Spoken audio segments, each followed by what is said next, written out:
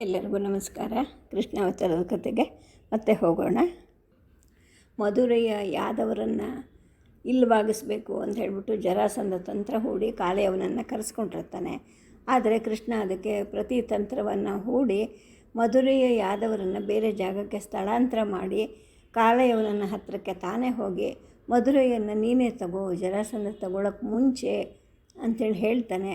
ಕಾಳೆಯವನ ನಿಧಾನವಾಗಿ ಇವನನ್ನು ನಂಬಿಕೊಂಡು ಆ ದಾರಿ ತೋರಿಸು ಅಂದಾಗ ಕೃಷ್ಣ ಆ ದಾರಿ ತೋರಿಸ್ತಾ ಹೋದಾಗ ದಾರಿನಲ್ಲಿ ಬಿದ್ದಿದ್ದ ಕುದುರೆ, ಆನೆ ಇತ್ಯಾದಿಗಳ ಶರೀರವನ್ನು ನೋಡಿ ಏನೋ ಆಗಿರಬೇಕು ಅಂತ ಅಂದಾಗ ಸಮೀಪದಲ್ಲಿದ್ದ ಹಳ್ಳಿಗರು ಇಲ್ಲಿ ಒಂದಷ್ಟು ಜನ ಹೋಗಿದ್ದರು, ಇವ್ರ ಜೊತೆಗೆ ಈ ವ್ಯಕ್ತಿ ಇದ್ದ ಅಂತ ಕೃಷ್ಣನನ್ನು ಸುಲಭವಾಗಿ ಗುರುತಿಸ್ತಾರೆ.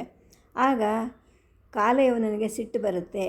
ಅಂದರೆ ಎಲ್ಲರೂ ಸ್ಥಳಾಂತರ ಮಾಡಿಬಿಟ್ಟಿದ್ದಾರೆ, ಯಾರೂ ಇಲ್ಲದೇ ಇರೋವಂತಹ ಸ್ಥಳ ನಾನು ತಗೋಬೇಕು ಅಂತ ಅಂದ್ಕೊಂಡು ಕೃಷ್ಣನನ್ನು ಸಾಯಿಸಬೇಕು ಅಂತ ಹೇಳಿಬಿಟ್ಟು ಮುನ್ನುಗ್ತಾನೆ. ಆಗ ಕೃಷ್ಣ ತಪ್ಪಿಸ್ಕೊಂಡು ಅಲ್ಲಿಂದ ದೂರ ಹೋಗಿ ಆ ಹತ್ತಿರದಲ್ಲಿದ್ದ ಒಂದು ಗುಹೆಯ ಗವಿಯ ಒಳಗಡೆ ಹೋಗ್ತಾನೆ. ಕಾಳೆಯವನ ಅವನನ್ನು ಹಿಂಬಾಲಿಸ್ಕೊಂಡ್ಬಂದು ಆ ಗುಹೆ ಒಳಗೆ ಬರ್ತಾನೆ. ಅಲ್ಲಿ ಒಬ್ಬ ವೃದ್ಧ ಮನುಷ್ಯ ಮಲ್ಕೊಂಡಿರ್ತಾನೆ. ಅವನ ಹತ್ರ ಬಂದು ಕಾಳೆಯವನ ನಿಂತ್ಕೊಂಡು ನೀನೊಬ್ಬ ದುಷ್ಟ ಅಂತ ಹೇಳ್ತಾನೆ. ಆ ಮುದುಕ ಎದ್ದು ಕೂತ್ಕೊಳ್ತಾನೆ. ಅವನ ತೋಳಿನಿಂದ ರಕ್ತ ಸುರಿತಾ ಇರುತ್ತೆ. ಏಕೆಂದರೆ ಕಾಳೆಯವನ ಆ ಥರ ಅವನ ಪಕ್ಕದಲ್ಲಿ ತಿವಿದಿರ್ತಾನೆ. ಪೊದೆ ಹಾಗೆ ಬೆಳೆದಿರುತ್ತೆ ಆ ಅಜ್ಜನ ಕೂದಲುಗಳು. ಹಳದಿ ಬಣ್ಣದ ಕೂದಲು, ಹುಬ್ಬು ಎಲ್ಲವನ್ನು ಎತ್ತಿ ತನ್ನ ಕಣ್ಣನ್ನು ತೆರೀತಾನೆ ಮುದುಕ. ಸಿಟ್ಟು ತುಂಬಿರುತ್ತೆ. ಅಷ್ಟು ವಯಸ್ಸು, ಆ ವಿಶಾಲವಾದ ದೇಹ. ಆದರೂ ಅವನು ಹುಲಿಯ ಹಾಗೆ ಟನ್ನಂತೆ ಜಿಗಿತಾನೆ. ಚೂರಿಯನ್ನು ಹಿಡ್ಕೊಂಡಿದ್ದ ಕಾಳೆಯವನನ್ನು ತೋಳನ್ನು ಬಲವಾಗಿ ತಿರುಚ್ತಾನೆ. ಆ ರಾಕ್ಷಸನನ್ನು ಒಂದು ಮೂಲೆಗೆ ನೂಕ್ತಾನೆ. ಅನಿರೀಕ್ಷಿತವಾದ ಈ ಶಕ್ತಿ ಸಾಮರ್ಥ್ಯದಿಂದ ಆ ಮೂಲೆಯಲ್ಲಿದ್ದ ಕೆಂಡದ ಮೇಲೆ ಅವನನ್ನು ಎಸೆದು ಅಲ್ಲೇ ಅವನನ್ನು ಒತ್ತಿ ಹಿಡಿತಾನೆ ಆ ವೃದ್ಧ. ಆ ಬೆಂಕಿಯನ್ನು ತಡಿಲಾರದೆ ಯವನ ನೋವಿನಿಂದ ಒದರಲಿಕ್ಕೆ ಶುರು ಮಾಡ್ತಾನೆ. ಈ ಗಲಾಟೆಯನ್ನು ಕೇಳಿ ನಗ್ನರಾಗಿದ್ದಂತಹ ಒಂದು 4 ಜನ ಮುದುಕರು ಆ ಗುಹೆ ಒಳಗೆ ಓಡಿ ಬರ್ತಾರೆ.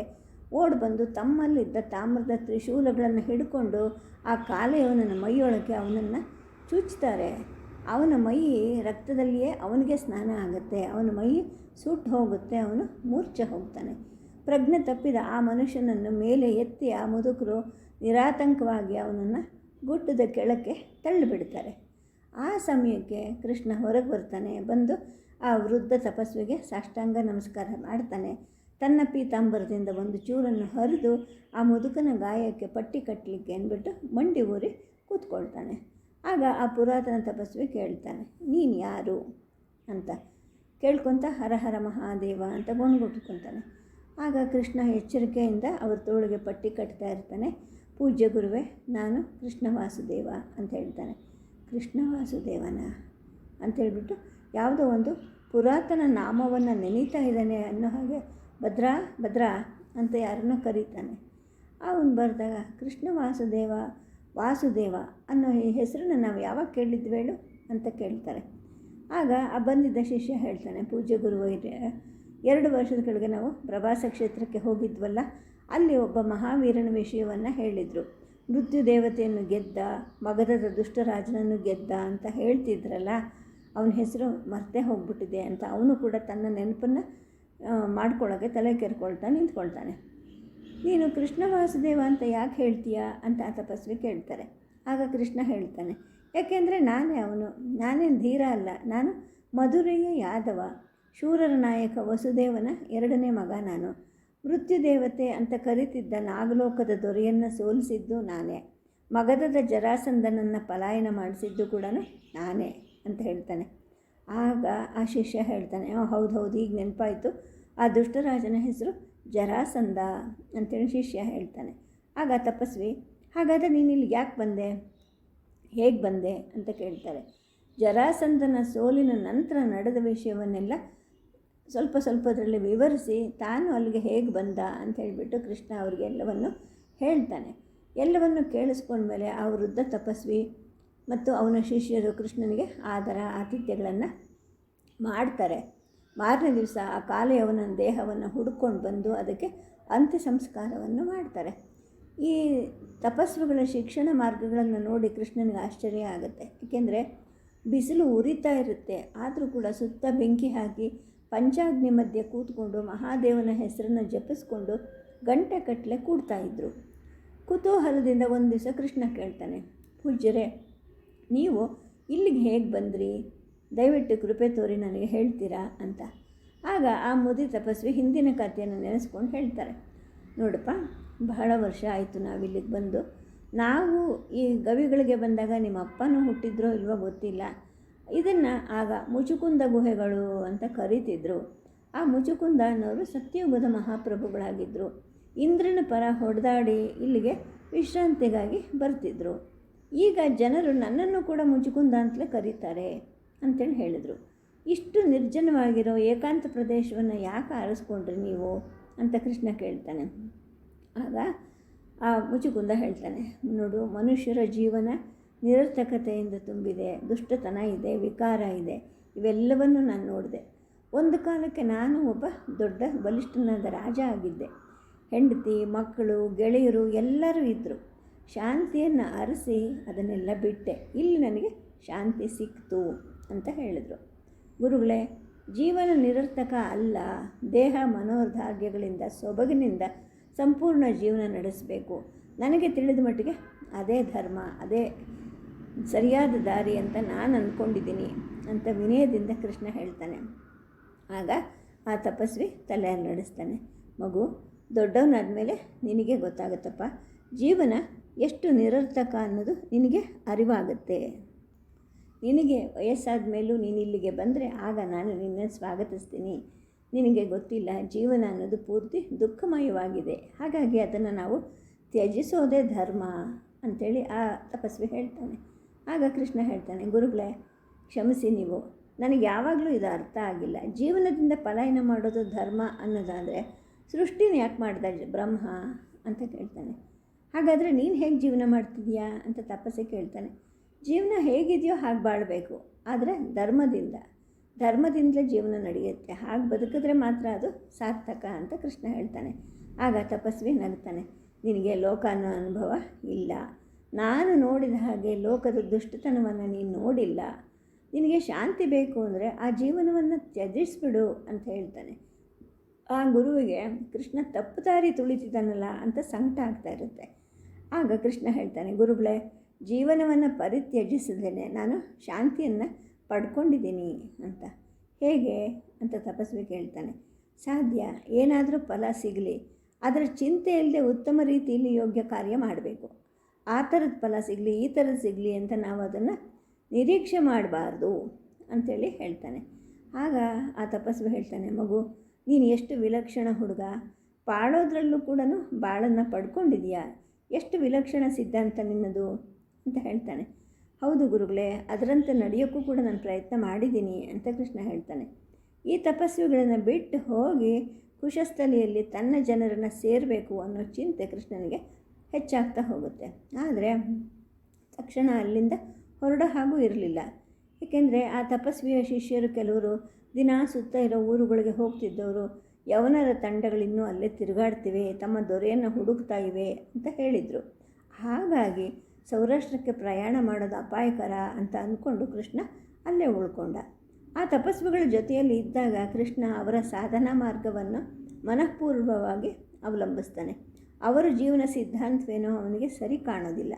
ಆದರೂ ಕೂಡ ಆ ಶಿಷ್ಯರ ಹಾಗೆ ತಾನು ಕೂಡ ವಸ್ತ್ರವನ್ನು ತ್ಯಜಿಸಿ ಮೈಗೆ ಮುಖಕ್ಕೆ ಬೂದಿಯನ್ನು ಬಳ್ಕೊಂಡು ಹಳೆಯ ತ್ರಿಶೂಲವೊಂದನ್ನು ಹಿಡ್ಕೊಂಡು ಅವ್ರ ಹಾಗೆಯೇ ಮಹಾದೇವನ ಜಪವನ್ನು ಮಾಡೋಕ್ಕೆ ಪ್ರಾರಂಭ ಮಾಡ್ತಾನೆ. ಎಷ್ಟು ವಿನಯವಂತ, ಸ್ವಯಂ ಪ್ರೇರಿತನಾಗಿ ಈ ಥರ ಮಾಡ್ತಾ ಇದ್ದಾನಲ್ಲ, ಎಂಥ ಒಳ್ಳೆ ಶಿಷ್ಯ ಅಂತ ಆ ವೃದ್ಧ ತಪಸ್ವಿ ಹರ್ಷಗೊಳ್ತಾನೆ. ಕೆಲವು ವಾರಗಳು ಕಳೆಯುತ್ತೆ ಇದೇ ಥರ. ಆ ಋಷಿ ಮತ್ತು ಅವನ ಶಿಷ್ಯರು ಸೋಮನಾಥ ದರ್ಶನ ಮಾಡೋಕ್ಕೋಸ್ಕರ ಪ್ರವಾಸ ತೀರ್ಥಕ್ಕೆ ಯಾತ್ರೆ ಹೊರಡ್ತಾರೆ. ಆಗ ಕೃಷ್ಣನು ಅವ್ರ ಜೊತೆಯಲ್ಲಿ ಹೊರಡ್ತಾನೆ. ಕೈಯಲ್ಲಿ ತ್ರಿಶೂಲ, ಮೈ ಮೇಲೆ ಬೂದಿಯ ಆಚ್ಛಾದನ. ಸರಿ, ಪ್ರವಾಸಕ್ಕೆ ಬರ್ತಾರೆ. ಹಿರಣ್ಯ ನದಿ ಸಾಗರದಲ್ಲಿ ಸಂಗಮ ಆಗೋ ಸ್ಥಳದಲ್ಲಿ ಸ್ನಾನ ಮಾಡ್ತಾರೆ. ದೇವಾಲಯದಲ್ಲಿ ಪೂಜೆನೂ ಮಾಡ್ತಾರೆ. ಕೆಲವು ದಿನದ ಕೆಳಗಡೆ ಊರಲ್ಲಿ ಏನೋ ಗೊಂದಲ ಆವರಿಸಿರುತ್ತೆ. ಯಾದವ ವೀರರು ಅನೇಕರು ಯಾವುದೋ ದೂರ ದೇಶಕ್ಕೆ ಯುದ್ಧಕ್ಕಾಗಿ ಹಡಗುಗಳಲ್ಲಿ ಹೋದ್ರಂತೆ. ಕುಶಸ್ಥಳಿಗೆ ಬಂದ ಅಷ್ಟು ಹೊಸದ್ರಲ್ಲೇ ಈ ತರುಣ ಯಾದರು ಊರನ್ನು ಬಿಟ್ಟು ಎಲ್ಲಿ ಹೋದರು ಅಂತ ಕೃಷ್ಣನಿಗೆ ಗೊತ್ತಾಗಲ್ಲ. ಹಾಗಾಗಿ ಮುಚುಕುಂದ ಋಷಿಯ ಅಪ್ಪಣೆ ಪಡ್ಕೊಂಡು ತಾನು ಕುಶಸ್ಥಲಿಗೆ ಹೊರಡ್ತಾನೆ. ಆಗ ಅದಕ್ಕೆ ದ್ವಾರಕ ಅನ್ನೋ ಹೆಸರಿರುತ್ತೆ. ಅಲ್ಲಿ ಅವನು ನೋಡ್ತಾನೆ, ಅದು ಆನಂದ ತರುತ್ತೆ ಅವನಿಗೆ. ಏಕೆಂದರೆ ಆ ದೂರದ ದೇಶದಲ್ಲಿ ಯಾದವರು ಹೊಸ ನೆಲೆಯನ್ನು ಕಂಡುಕೊಂಡಿರ್ತಾರೆ. ಆ ದ್ವಾರಕ ಒಂದು ರೇವು ಪಟ್ಟಣ. ಅದು ಅಂದರೆ ಬಂದರಿನ ಹೊರವಲಯದಲ್ಲಿ ಗಿರಿನಗರದ ಕೋಟೆಗೆ ಅಭಿಮುಖವಾಗಿ ಹೊಸದಾಗಿ ಬಂದವ್ರಿಗೋಸ್ಕರ ನೂರಾರು ಗುಡಿಸಲು ಕಟ್ಟಿರ್ತಾರೆ. ಹೊಲಗಳಲ್ಲಿ ಹಸುಗಳು ಶಾಂತವಾಗಿ ಹುಲ್ಲನ್ನು ಮೇಯ್ತಾ ಇರುತ್ತವೆ. ನೋಡಿದ ಕೂಡಲೇ ಇವನಿಗೆ ಅವು ಮಧುರೆಯ ಹಸುಗಳು ಅಂತ ಗೊತ್ತಾಗೋಗುತ್ತೆ. ಹೊಲ ಗದ್ದೆಗಳಿಗೆಲ್ಲ ಬೇಲಿ ಹಾಕ್ತಾ ಇರ್ತಾರೆ. ಕೆಲವುದ್ರಲ್ಲಾಗಲೇ ಉಳುಮೆ ಪ್ರಾರಂಭ ಮಾಡ್ತಾ ಇರ್ತಾರೆ. ಸರಿ, ಊರ ಹೊರಗಿನ ಬೀದಿಲಿ ನಡೆದಾಗ ಕೃಷ್ಣನಿಗೆ ಆಶ್ಚರ್ಯ ಆಗುತ್ತೆ. ಯಾವುದೋ ಭಾರದಿಂದ ಊರೆಲ್ಲ ಸ್ತಬ್ಧವಾಗಿದೆ, ನಿಶಬ್ದವಾಗಿದೆ ಅಂತ ಅನಿಸುತ್ತೆ. ಅವನಿಗೆ ಎದುರಾದವರೆಲ್ಲ ಮುದುಕರು ಅಥವಾ ಮಧ್ಯ ವಯಸ್ಸಿನವರು, ತರುಣರೆಲ್ಲ ಯುದ್ಧಕ್ಕೆ ಹೋಗಿದ್ದಾರೆ ಅಂತ ಕಾಣುತ್ತೆ ಅಂತ ಅಂದ್ಕೊಳ್ತಾನೆ. ಯಾರೋ ಹೆಂಗಸರು ಕೆಲವರು ಕಣ್ಣೀರು ಕರೀತಾ ಏನೋ ದುಃಖದಿಂದ ಇದ್ದವ್ರ ಹಾಗೆ ನಿಧಾನವಾಗಿ ಓಡಾಡ್ತಾ ಇರ್ತಾರೆ. ಆ ಹೆಣ್ಣು ಮಕ್ಕಳು ಕಪ್ಪು ಬಟ್ಟೆ ಧರಿಸಿರ್ತಾರೆ, ಒಡವೆಗಳು ಹಾಕ್ಕೊಂಡಿರೋದಿಲ್ಲ. ಏನೋ ಒಂದು ಸಾಮೂಹಿಕ ಶೋಕ ಬಂದಿರಬೇಕು, ಯಾರು ಹೋಗಿರಬಹುದು ಅಂತ ಕೃಷ್ಣ ಅಂದ್ಕೊಳ್ತಾನೆ. ಈ ಸರ್ವವ್ಯಾಪಿ ವಿಷಾದಕ್ಕೆ ಏನು ಕಾರಣ ಅಂತ ಕೃಷ್ಣನಿಗೆ ಗೊತ್ತಾಗೋದಿಲ್ಲ. ಊರೊಳಗೆ ಮೆಲ್ಲಗೆ ಬರ್ತಾನೆ. ಹಳೆಯ ಅರಮನೆಗಳು ಇದ್ದ ಊರಿನ ನಡುವೆಗೆ ಬರ್ತಾನೆ. ಶಿಥಿಲ ಆಗಿದ್ದ ಆ ಅರಮನೆಯನ್ನು ಜನ ಸರಿ ಮಾಡ್ತಿರ್ತಾರೆ. ಒಂದು ದೊಡ್ಡ ಮನೆ ಮುಂದೆ ಸ್ವಲ್ಪ ಹೊತ್ತು ನಿಂತ್ಕೊಳ್ತಾನೆ, ಮನೆಯವ್ರು ಬರಲಿ ಅಂತ. ಸ್ವಲ್ಪ ಹೊತ್ತಿನ ಮೇಲೆ ಗಂಡಸರ ಮತ್ತು ಹೆಂಗಸರ ಗುಂಪು ಒಂದಲ್ಲಿಗೆ ಬರುತ್ತೆ. ಯಾವುದೋ ಗುಡಿಯಿಂದ ಅವರೆಲ್ಲರೂ ಬರ್ತಾ ಇದ್ದ ಹಾಗೆ ಅನಿಸುತ್ತೆ. ಸ್ವಲ್ಪ ಹೊತ್ತಾದ ಮೇಲೆ ಒಬ್ಬ ಮುದುಕಿ ಬರ್ತಾಳೆ ಮನೆಗೆ. ಅವಳ ಜೊತೆಲಿ ಇನ್ನೂ ಅಷ್ಟು ಜನ ಕೆಲವರು ಹೆಂಗಸರು ಬರ್ತಾರೆ. ಎಲ್ಲರೂ ಹತ್ಕೊತ ಬರ್ತಾ ಇರ್ತಾರೆ. ಹತ್ತು ಅವರ ಕಣ್ಣುಗಳೆಲ್ಲ ಕೆಂಪಾಗಿರುತ್ತೆ. ಮಗಳು ಮತ್ತು ಸೊಸೆಯೊಂದಿಗೆ ಬಂದ ಆ ಮುದುಕಿನ ಕೃಷ್ಣ ಗುರುತಿಸ್ತಾನೆ.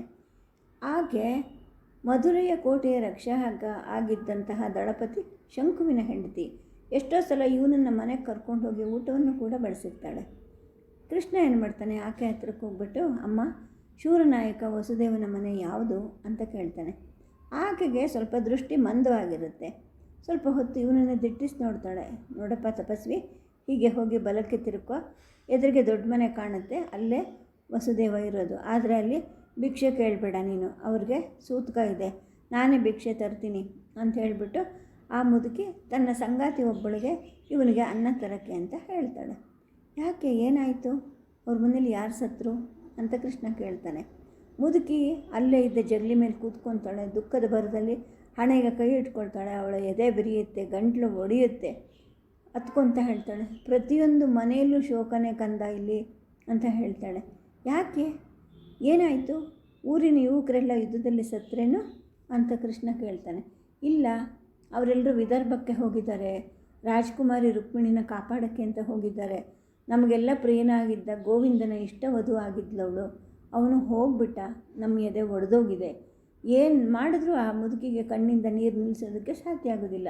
2 ತಿಂಗಳಿಂದ ಹತ್ತು ಈಗ ನಮ್ಮ ಕಣ್ಣಲ್ಲಿ ನೀರೇ ಇಲ್ಲವಾಗಿದೆ ಅಂತಾಳೆ. ಆಗ ಕೃಷ್ಣನಿಗೆ ಗೊತ್ತಾಗುತ್ತೆ, ಎಷ್ಟು ಮಮತೆ ತುಂಬಿರೋ ಮುದುಕಿ, ನಾನು ಸತ್ತು ಹೋಗಿದ್ದೀನಿ ಅಂದ್ಕೊಂಡು ಅಳ್ತಾ ಇದ್ದಾಳಲ್ಲ. ಅದನ್ನು ನೋಡಿ ಕೃಷ್ಣನಿಗೂ ಕೂಡ ಅಳು ಬರೋ ಹಾಗೆ ಆಗುತ್ತೆ. ಕೈಯಲ್ಲಾದಷ್ಟು ಧ್ವನಿಯನ್ನು ಬಿಗಿ ಹಿಡ್ಕೊಳ್ತಾನೆ. ಏನಾಗಿತ್ತು ಅವನಿಗೆ ಅಂತ ಕೇಳ್ತಾನೆ. ಆಗ ಆ ಮುದುಕಿ ಹೇಳ್ತಾಳೆ, ಅವನಂಥ ಅದ್ಭುತ ಪುರುಷ ಲೋಕದಲ್ಲೇ ಇರಲಿಲ್ಲ. ನಮಗೆಲ್ಲ ಪಂಚಪ್ರಾಣ ಆಗಿದ್ದವನು, ನಮ್ಮ ರಕ್ಷಕ ಆಗಿದ್ದ, ನಮ್ಮ ದೇವರಾಗಿದ್ದವನು ಅಂತ ಮುದುಕಿ ಮತ್ತೆ ಅಳಕ್ಕೆ ಶುರು ಮಾಡ್ತಾಳೆ. ಮಧುರೆಯಿಂದ ಈ ಒಳ್ಳೆ ದೇಶಕ್ಕೆ ನಮ್ಮನ್ನು ಕರ್ಕೊಂಡು ಬಂದ, ನಮ್ಮನ್ನು ಕಾಪಾಡೋಕ್ಕೆ ಅಂತ ತಾನು ಹೋಗ್ಬಿಟ್ಟು ಆ ಕಾಲೆಯವನ ರಾಕ್ಷಸನ ಬಾಯಿಗೆ ಸಿಕ್ಕು ಸತ್ತು ಹೋಗ್ಬಿಟ್ಟ ಅಂತ ಹೇಳ್ತಾಳೆ. ಹೇಳ್ತಾ ಆ ಮುದುಕಿ ಪೂರ್ಣ ಎಚ್ಚರ ತಪ್ಪು ಬಿಡ್ತಾಳೆ. ಅಷ್ಟೊತ್ತಿಗೆ ಅಲ್ಲಿಗೆ ಬಂದ ಆ ತರುಣಿಯರು ತಮ್ಮ ಸೀರೆಯ ಸೆರಗಿನಿಂದ ಆಕೆಗೆ ಗಾಳಿ ಹಾಕೋಕ್ಕೆ ಶುರು ಮಾಡ್ತಾರೆ. ಆಮೇಲೆ ಕೃಷ್ಣ ಆ ಒಬ್ಬ ತರುಣಿ ತಂದ ಭಿಕ್ಷವನ್ನು ತನ್ನ ಒಂದು ಕಮಂಡಲದಲ್ಲಿ ಸಂಗ್ರಹಿಸ್ಕೊಳ್ತಾನೆ. ಯಾವುದಾದ್ರೂ ಗುಡಿಗೆ ಹೋಗಿ ಬರ್ತಾ ಇದ್ದೀರಾ ತಾಯಿ ಅಂತ ಮುದುಕಿನ ಕೇಳ್ತಾನೆ. ಹೌದು, ನಾವು ಒಂದು ಗುಡಿ ಕಟ್ಟಿದ್ದೀವಿ, ಅಲ್ಲಿ ನಮ್ಮ ಗೋವಿಂದನನ್ನು ಪೂಜೆ ಮಾಡ್ತಿದ್ದೀವಿ ಅಂಥೇಳಿ ಹೇಳ್ತಾಳೆ. ಇವನಿಗೆ ಈ ಕೃತಜ್ಞತೆ ಬಹಳ ಹೃದಯ ಸ್ಪರ್ಶಿಯಾಗಿದೆ ಅನಿಸುತ್ತೆ. ಕೃಷ್ಣನ ಎದೆ ಕಲಕ್ಕೆ ಹೋಗುತ್ತೆ. ಮುದುಕಿಗೆ ನಮಸ್ಕಾರ ಮಾಡಿಬಿಟ್ಟು ಹೊರಡ್ತಾನೆ. ಅವಳ ಜೊತೆಗೆ ಇದ್ದ ಒಬ್ಬ ತರುಣಿ ಆ ಮುದುಕಿನ ಮನೆ ಒಳಗಡೆ ಕೈ ಹಿಡ್ಕೊಂಡು ಕರ್ಕೊಂಡು ಹೋಗ್ತಾ ಇರ್ತಾಳೆ. ತನ್ನ ಸಾವಿನ ಈ ದುಃಖವನ್ನು ಕಣ್ಣಾರೆ ನೋಡುವಂತಹ ಈ ಅನುಭವ ಎಷ್ಟು ವಿಚಿತ್ರವಾಗಿದೆಯಲ್ಲ ಅಂತ ಕೃಷ್ಣನಿಗೆ ಅನಿಸುತ್ತೆ. ಯಾದವರನ್ನು ಕವಿದಿದ್ದ ವಿಷಾದದ ಭಾವ ಏನು ಅಂತ ಅವನಿಗೆ ಅರ್ಥ ಆಗುತ್ತೆ. ಅಂದರೆ ತಾನು ಉದ್ಧವನಿಗೆ ಹೇಳಿ ಕಳಿಸಿರ್ತಾನಲ್ಲ, ಬಲರಾಮನಿಗೆ ಈ ಥರ ಸಂದೇಶ ಕೊಡು, ರುಕ್ಮಿಣಿಗೆ ಈ ಥರ ಸಂದೇಶ ಕೊಡು ಅಂತ ಹೇಳಿರ್ತಾನಲ್ಲ, ಅದನ್ನು ಅವನು ಪಾಲಿಸಿದ್ದಾನೆ. ಹಾಗಾಗಿ ಇವರೆಲ್ಲರೂ ನಾನು ಹೋಗ್ಬಿಟ್ಟಿದ್ದೀನಿ ಅಂತ ಅಂದ್ಕೊಂಡಿದ್ದಾರೆ. ನಾನು ಕೊನೆಗೆ ಕಳಿಸಿದ ಸಂದೇಶವನ್ನು ಇವರೆಲ್ಲರೂ ಪಾಲಿಸ್ತಾ ಇದ್ದಾರೆ ಅಂತ ಕೃಷ್ಣನಿಗೆ ಅರ್ಥ ಆಗುತ್ತೆ. ಸದ್ಯಕ್ಕೆ ಕತೆ ಮುಕ್ತಾಯ ಮಾಡ್ತೀನಿ. ನಮಸ್ಕಾರ.